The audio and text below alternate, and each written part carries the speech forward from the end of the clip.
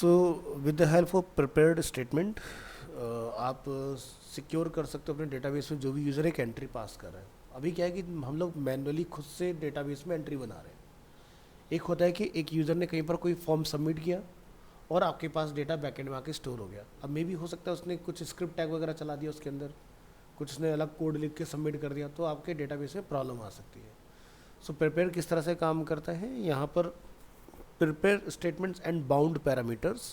A prepared statement is a feature used to execute the same or similar SQL statement repeatedly with high efficiency. Prepared statement basically works like this. First, prepare an SQL statement template is created and sent to the database. Certain values are left unspecified, called parameter labeled question mark. Example, insert into my guest value is question mark question mark question mark. अभी 3 time question mark क्या है, like example के तौर पर जैसे हमारे पास students की कुछ एंट्री आई, यहाँ पर first name last name and email available है, तो जितनी एंट्री आप भेज रहे हैं टेम्पलेट में उतने ही आपने क्वेश्चन मार्क्स का यूज़ करना होता है। ठीक है, तो जैसे the database parse complies and performs query optimization on the SQL statement template and store the result without executing it. Execute at a later time, the application binds the value to the parameters and the database executes the statement. The application may execute the statement as many times as it wants with different values. Nitin.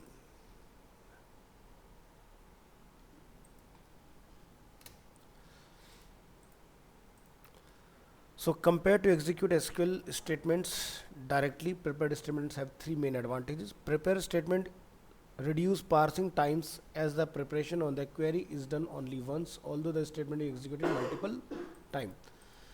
Bound parameters minimize bandwidth to the server as you need send only the parameters each time and not the whole query.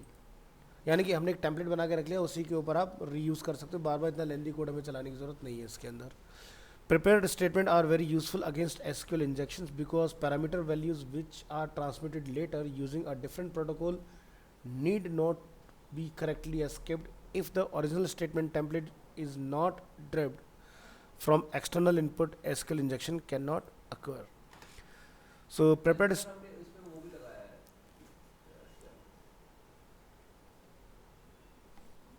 एक minute, हाँ बोलो। हाँ बेटा, नहीं हो रही क्या? Zoom कौन सा इंस्टॉल किया आपने? तो जूम कौन सा इंस्टॉल किया, मैं आपको लिंक भेजूँ? ठीक है, एक काम करो, अपना व्हाट्सएप इंस्टॉल करो, वहीं भैया के पास बैठ के व्हाट्सएप इंस्टॉल करो अपने फ़ोन में। हाँ, नंबर याद है आपको अपना? नंबर याद है आपको अपना?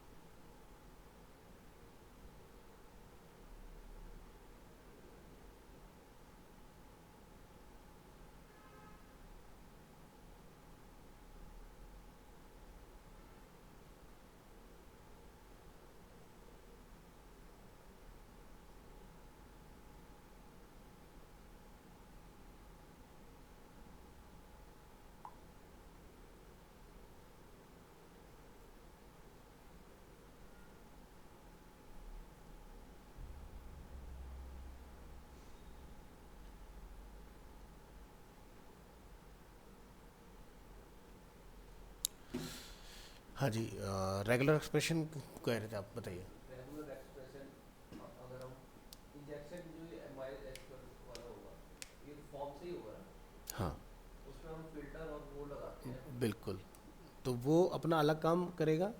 प्लस जैसे क्या होता है कि मान लो एग्जांपल के तौर पर अगर मैं आपकी फर्स्ट वाली क्वेरी की बात करता हूँ, ठीक है, अगर मैं पहले ही फाइल को दोबारा ओपन करूँगा तो आपकी नितिन की एंट्री दोबारा बन जाएगी इसके अंदर। बट अभी क्या है कि अगर हम लोग टेम्पलेट वाले की बात करें तो टेम्पलेट में क्या होता है कि हम लोग जो डेटा भेजते हैं ना वो डायरेक्ट नहीं डालते, जैसे कि first name last name email, तुम लोग क्या करेंगे स्ट्रिंग मोड में तीनों वैल्यू यहीं पे लिख देते हैं। यही तो पढ़ा था हमने लास्ट क्लास में, अगर आप यहाँ ध्यान से देखें इंसर्ट डेटा, तो हम क्या करते हैं यहाँ पर इंसर्ट इनटू माय स्टूडेंट्स और सीधे हम लोग यहाँ पर तीनों वैल्यू पास कर देते हैं। या फिर अगर मल्टीपल डेटा की बात करें तो मल्टीपल के अंदर हम लोग इसी तरह से सेम ऑर्डर, बस करना क्या है आपको यहाँ पर सेमीकोलन डालना होता है। बट इस केस में क्या होगा जब हम लोग टेम्पलेट बनाते हैं तो क्वेश्चन मार्क लगाते हैं। अब इसका फ़ायदा क्या, मान लो अगर मैं इस फाइल को ओपन कर देता हूँ ब्राउज़र में तो ये 3 एंट्री दोबारा बनेंगी, बट अगर मैंने टेम्पलेट बना दिया तो ये 3 एंट्री दोबारा नहीं बनेंगी उसके अंदर, ये बेनिफिट मिल जाता है आपको। तो जैसे यहाँ पर आप देखोगे यहाँ पर लिखा है न्यू रिकॉर्डेड क्रिएटेड सक्सेसफुली, क्योंकि हम लोग ने इसको फाइल को ओपन कर लिया। The following examples use prepared statement and bound parameters in MySQL. What's now 1 minute ago? Do not share it with anyone.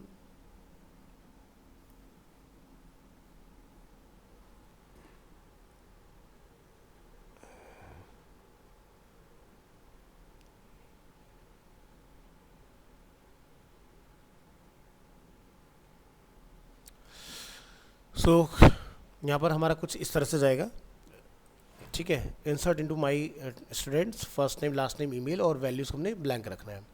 In our SQL we insert a question mark where we want to substitute in an integer string double और block value. So जब आप अपनी query चलाएंगे तो यहाँ पे parameters को किस तरह से बाइंड करना है, then have a look at the bind parameter function. हमने यहाँ पे क्या लिखा ट्रिपल एस। ट्रिपल एस का मतलब ये कि जो तीनों वैल्यू हम लोग यहाँ भेज रहे हैं वो तीनों वैल्यू क्या है, स्ट्रिंग है, ठीक है। तो जितने स्ट्रिंग वैल्यू उतने टाइम आपने एस एस एस मैंशन करना है। क्या लिखेंगे, dollar first name last name and email. This function binds the parameters to the SQL query and tells the database what the parameters are. The triple S arguments list the types of data that the parameters are. The S character tells MySQL that the parameter is a string. अब इसका फ़ायदा ये हुआ कि अभी क्या अगर हम लोग ये टेम्पलेट ना बनाए, हो सकता है यूज़र नेम जैसे हमारा फर्स्ट नेम है, यूज़र कोई नंबर वहाँ से सबमिट कर दे फर्स्ट नेम में, तो जो आपने ट्रिम रिम लगा रखा है वो तो उसको पास कर देगा डेटा को वहाँ से, क्योंकि उसके लिए तो वो गलत नहीं है ना।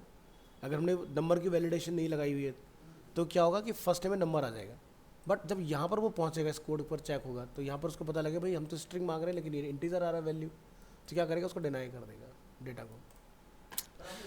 अगर वहाँ पे हमने वैलिडेशन लगाई होगी, हाँ, तो वहीं पे तो आपको वहीं पर ही वो रेगुलर एक्सप्रेशन रोक देगा उस चीज़ के अंदर, ठीक है। The argument may not may be 1 और 4 types, I stand for integer, D stand for double, S stand for string and B stand for block.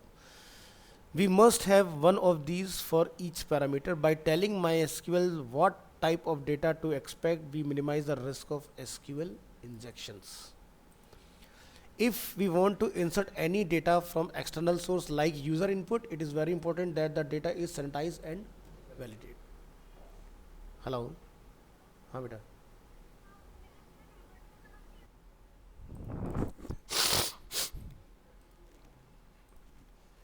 सो इसकी ज़रा कोड पे एक नज़र डालते हैं यहाँ पर प्रिपेयर में। तो ये सब कुछ सेम ही रहेगा, इसमें कोई चेंज नहीं है, कनेक्शन अपना एज इट इज़ रहेगा। और यहाँ पर अगर कनेक्शन हमारा सक्सेसफुल है या डाई होता है तो हमें यहाँ पर उसका रिजल्ट मिल जाएगा। हमने यहाँ पर एक बनाया अपना वेरिएबल्स लाइक स्टेटमेंट, और कनेक्शन के अंदर हम लोगों ने क्या चलाया पर प्रिपेयर में इंसर्ट इनटू हमारी टेबल का नेम, ठीक है, और डेटाबेस का नेम हमारा ऊपर स्टोर है इसमें, ठीक है। यहाँ से first name last name email तीनों को हमने रखा है क्वेश्चन मार्क, और यहाँ से हमने बोला है स्टेटमेंट के अंदर बाइंड पैरामीटर कि इसके अंदर जो भी डेटा है वो बाइंड पैरामीटर फंक्शन में आपने डालना है, और तीनों का डेटा टाइप क्या है, string, first name last name and email. अब ये first name last name email क्या है, तो यहाँ पर हम लोगों ने 3 वेरिएबल नेम अपने डिफाइन किए हैं, first name last name and email. ये 3 वेरिएबल नेम क्या है, ये यहाँ पर डिफाइन है हमारे, जिसके अगेंस्ट हमारा क्या डेटा डिफाइन है, क्योंकि नॉर्मली हमने तो यहाँ पर वो नेम डिफाइन किए first name last name email जो हमारे बैकएंड में टेबल के अंदर हमारे नेम स्टोर है।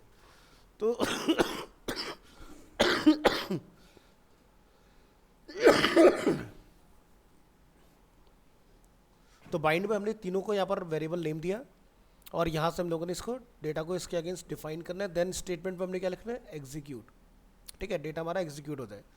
इसी तरह से जितने भी बार आपने डेटा इसमें कॉल करना है, डिफाइन करना है और लास्ट में एग्जीक्यूट, डिफाइन एग्जीक्यूट। ये सम सॉर्ट ऑफ कुछ वैसे ही हो गया जैसे हम लोग जावा स्क्रिप्ट में क्या करते हैं, एक वेरिएबल को लेते हैं, like variable name is first name. ठीक है, अब आपने फर्स्ट नेम लिखा और उसके आगे कुछ भी हमने एक्स वाई जेड वैल्यू को डिफाइन किया और आपने उसको डॉक्यूमेंट डॉट राइट करके प्रिंट करा लिया। बट अगर हमने प्रिंट नहीं कराया तो अगर आपने लिखा first name equal to like Rohan, Mohan, Sohan, तो क्या होगा, लास्ट वाला ही दिखेगा जो कि सोहन होगा, क्योंकि बाकी दो ओवर राइट हो जाएंगे। तो हमें तीनों वैल्यू अलग अलग पास करनी, तो हमने क्या करा, जैसे लिखा फिर हमने क्या बोल दिया उसको एग्जीक्यूट। तो ये एंट्री गई, ये लिखा सेम नेम के अगेंस्ट, अगेन एग्जीक्यूट, ये लिखा देन अगेन एग्जीक्यूट। और लास्ट में हमने क्या करना है, स्टेटमेंट एंड कनेक्शन दोनों को क्लोज कर देना है। इससे एंट्री बन गई सर बैकएंड में। हाँ, बैकएंड में एंट्री बनी ना, यहाँ पर अगर हम लोग रिफ्रेश करेंगे तो देखो 3 डेटा इसके अंदर लोड हो चुके हैं। ठीक है, इसमें हमने जो पुरानी क्लास में मल्टीपल वाला सीखा था। हाँ पुरानी क्लास में मल्टीपल डायरेक्ट अप्रोच से किया था, इस बार हम लोगों ने टेम्पलेट के थ्रू किया है। ठीक है, इससे फ़ायदा एक तो कोई हमें मिसमैच डेटा नहीं भेज सकता। अभी तो क्या आप लोग डायरेक्ट ये बनाना सीख रहे हैं, जब आप फॉर्म के साथ इसको इम्प्लीमेंट करोगे ना तो और अच्छे से क्लियर होगा तुम्हें ये, क्योंकि यहाँ तो हम लोग सही डेटा ही डाल रहे हैं ना, लेकिन हमें यूज़र का तो नहीं पता ना, यूज़र हमें नेम के अगेंस्ट क्या भेज दे वहाँ पर। तो फ्रंट एंड का वैलिडेशन वहाँ पर काम आ जाएगा, प्लस बैक एंड में हमारा टेम्पलेटिंग काम आ जाएगा, डेटा हमारा डबल चेक हो जाएगा उसके अंदर। ठीक है, तो इस तरह से बेसिकली आपका ये डेटा इसमें स्टोर हो रहा है। तो यहाँ पर एक्स्ट्रा क्या है, prepare function and bind parameter function, और इसमें डेटा डालना पहले के कंपैरेटिवली ज़्यादा आसान है। ठीक है, तो इतना काम हमने इसमें कर लेना है। नेक्स्ट हम लोग देखेंगे डेटा जो हम लोगों ने बैकएंड में अपना सबमिट किया है उसको फ्रंट एंड पर कैसे रिट्रीव करेंगे, जो हमने यहाँ पर डाला हुआ है। तो यहाँ जाइए, एक फाइल बनाइए और ये हो गया अपना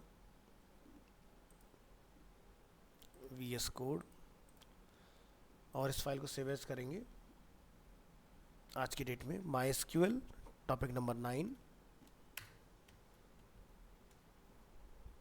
select data.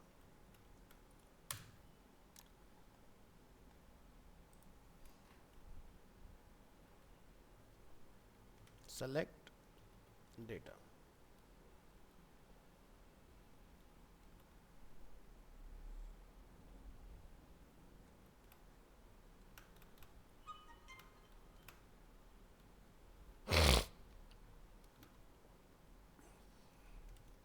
select data from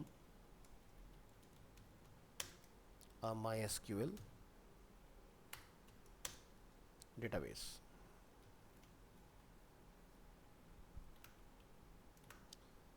The select statement, और इसको कैप्स में लिखो,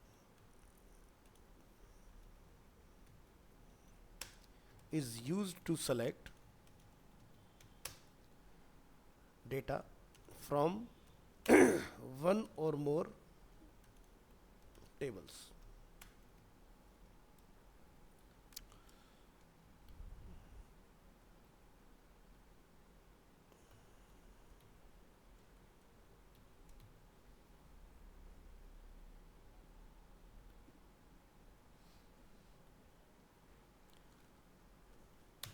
Pre class border padding 2 code इसमें हम लोग लिखेंगे सेलेक्ट कॉलम का नेम,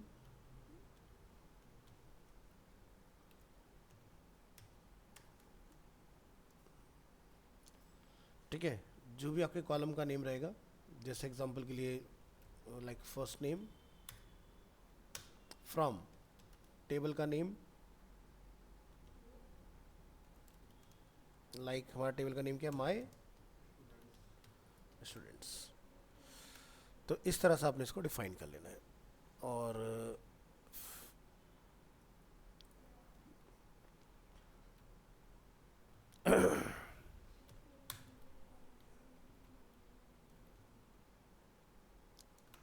और we can use the star character.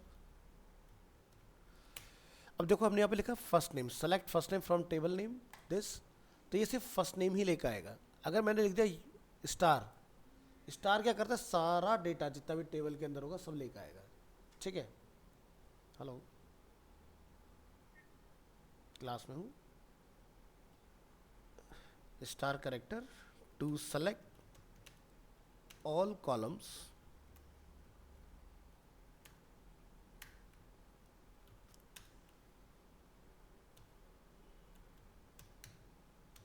from a table।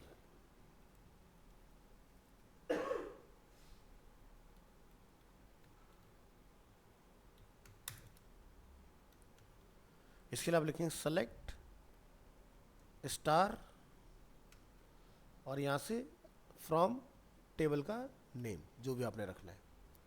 तो फिलहाल मैं इसको माई स्टूडेंट हटा देता हूँ, इसको ऐसे ही रखो। जो भी फील्ड के नेम होंगे इस तरह से।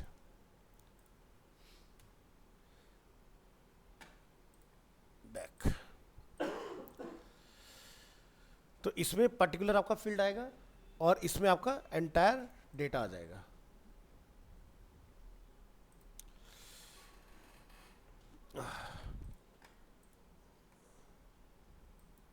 चलिए,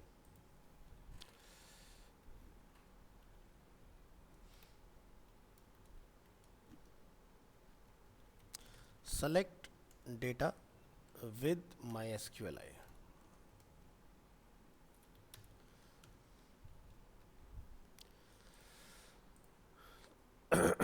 तो इतना पार्ट हमारा सेम रहेगा, बाकी ये पार्ट हम लोग हटा देंगे क्योंकि अभी हमें डेटा यहाँ से फैच कराना है। और ये नीचे वाला पार्ट भी सब हटा कर डिलीट करो यहाँ से।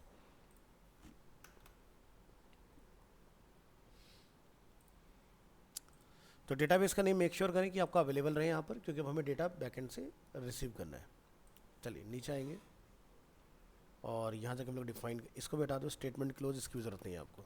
लिखिए यहाँ पर एक वेरिएबल $SQL इक्वल टू, ठीक है, और यहाँ जाकर हम लोग लिखेंगे सेलेक्ट।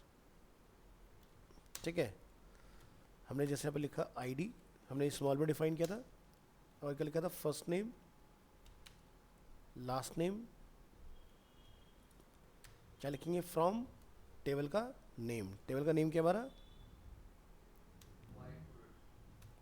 My students. और ये चेक कर लेना, टेबल हमने इसी स्टाइल में लिखा था, कैसे लिखा था, एम बड़ा था। ठीक है, तो ये जैसा है वैसे ही होना चाहिए। तो हम देखो क्या सेलेक्ट कर रहे हैं, ID first name last name from my students. इसके बाद आप एक और वेरिएबल बना लेंगे, like result equal to dollar connection, क्योंकि इससे हमारा कनेक्शन बिल्ड होगा। और यहाँ से हम लोग क्या रन करेंगे, क्वेरी। और क्वेरी में हम लोग किसको कॉल कर देंगे, जो हमारा SQL है इसको। अब जो भी रिजल्ट इसके वेरिएबल में लोड होगा उसको हमने यहाँ पर कंडीशन में पास कर लेना। लिखेंगे if dollar result is greater than number of rows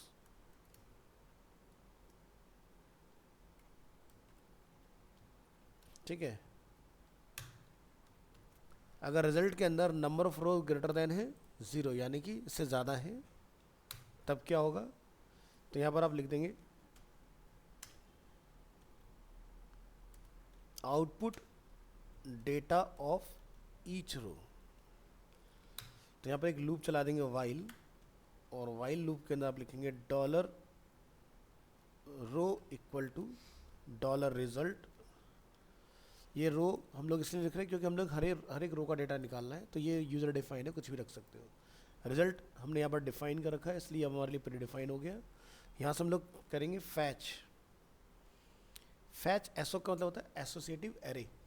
ठीक है, अब इसमें क्या है, एसोसिएटिव एरे में की होती है और की वैल्यू होती है। जैसे कि फर्स्ट नेम इज ए की, वैल्यू जो उसके अंदर हमारा हमने नेम स्टोर किया उसके अगेंस्ट, तो लिखेंगे फैच एसोसिएटिव। और यहाँ पर हम लोग लिखेंगे करली ब्रेसेस एंड एंटर।